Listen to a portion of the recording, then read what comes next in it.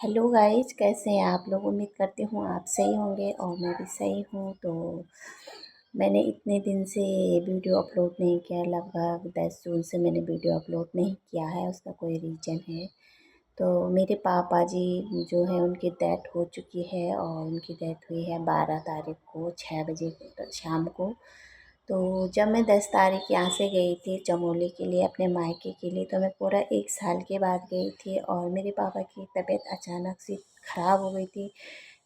उनको तबीयत तो उनकी पहले से ख़राब थी, वो पैरालाइज थे 23 साल से, मगर अच्छे खासे थे, खाते पीते थे, चलते थे। मतलब एक हिस्सा तो पैरालाइज था, वो बोल नहीं पाते थे, वैसे बोलते थे मगर क्लियर नहीं बोल पाते थे। और अचानक से 1 महीने पहले उनकी बहुत तबीयत ख़राब हो गई है और मुझे नहीं पता था उनकी इतनी तबीयत ख़राब हो गई, क्योंकि मेरे मायके वाले, मेरी मम्मी और मेरी जो बहनें थे, वो हमेशा ऐसे बोलते थे ठीक है पापा, और वो मुझसे झूठ बोला करते थे। तो जब मैं 10 तारीख यहाँ से गई थी, तो जब मैंने पापा की हालत देखी तो वो बहुत सीरियस थे। मतलब उनका जो शरीर था बिल्कुल भी काम नहीं कर रहा था, वो अपने शरीर को भी नहीं संभाल पा रहे थे और बिल्कुल ऐसे हो गए थे कि मेरी जो बड़ी बहन है वो गोदी में उठा के ले जा रही थी पापा को। तो उस दिन 1 साल बाद मैं अपने पापा से मिली थी 10 तारीख को, और उस दिन मैं अपने पापा के पास ही रही, उन्हीं के साथ सोई, मतलब उन्हीं के कमरे में रही। और मेरी मम्मी भी वहीं थी, मेरी बहन भी वहीं थी। तो रात 2 बजे से मेरे पापा मम्मी और बहन को उठा रहे थे, मैं भी उठी और बोले थे मुझे टॉयलेट ले जाओ। मतलब बोल ऐसा हाँ मुँह से बोल रहे थे, बोल नहीं पा रहे थे, तो जैसे वो हमेशा बोलते थे वैसे।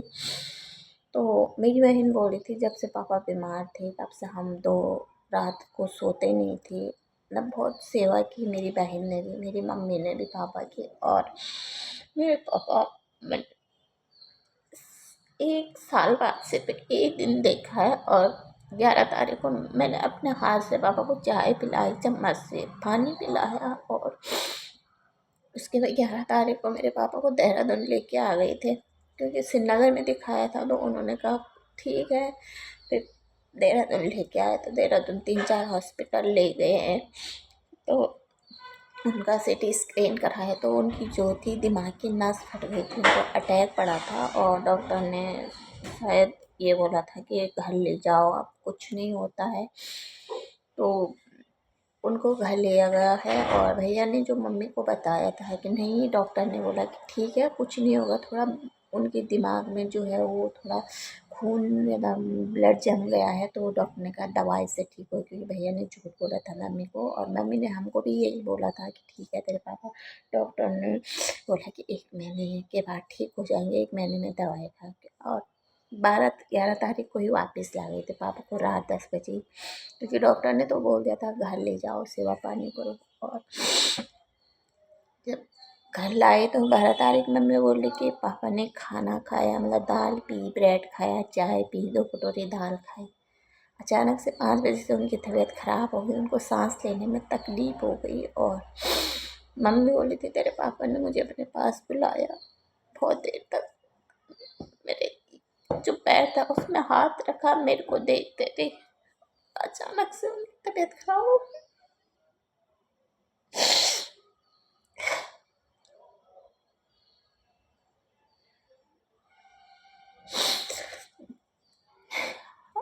बोलते हैं माँ बाप की कमी कोई पूरा नहीं कर सकता। और इतना अकेलापन कभी महसूस ही नहीं हुआ, क्योंकि मेरे पापा बीमार थे, पर हम माइक जाते थे। पर एक वो था कि हमारा घर में कोई इंसान है, आदमी है। और जैसे भी थे, मेरी मम्मी हर बार बिजी रहती थी मेरे पापा के कामों में, और इतने साल से थे तो उन्होंने कभी ये नहीं कहा कि तेरे पापा ऐसे हैं वैसे भी। माँ उन्होंने हर दुख सुख में साथ दिया है मेरे पापा का, मेरी बहनों ने। और आज जैसे भी थे हम बोलते थे बिस्तर में टॉयलेट करो, पॉटी करो, पर हम झेल लेते हैं। बोलते ना जिसकी सेवा करने वाले होते हैं उनको भगवान उनके पास नहीं रहने देते हैं, और जिनके यहाँ सेवा करने वाले ही नहीं होते उनको ऐसे तड़प के रहने देते हैं। हमारे यहाँ सब करते थे मेरे पापा की, क्योंकि हम एक इंसान की कदर करना जानते हैं, चाहे वो बीमार हो, कुछ भी हो। किसी को शायद फर्क नहीं पड़ता है किसी के मैं बोल नहीं सकती कौन है क्या है, पर मैं अपने पापा का जाने का बहुत दुख है। और आज ऐसा लगता है कि वो घर ना खाने को दौड़ता है, क्योंकि मेरे पापा थे तो हमारा प्रूफ था, वो हमारे सब कुछ थे वो। और आज ऐसा लगता है वो घर घर ही नहीं है। अपनी माँ को देखती हूँ तो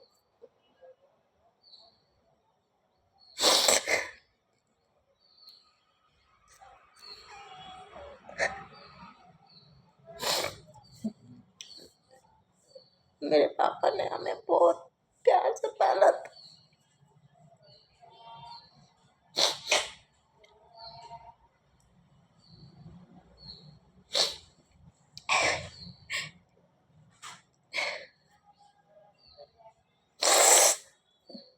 और मन नहीं करता किसी चीज़ में।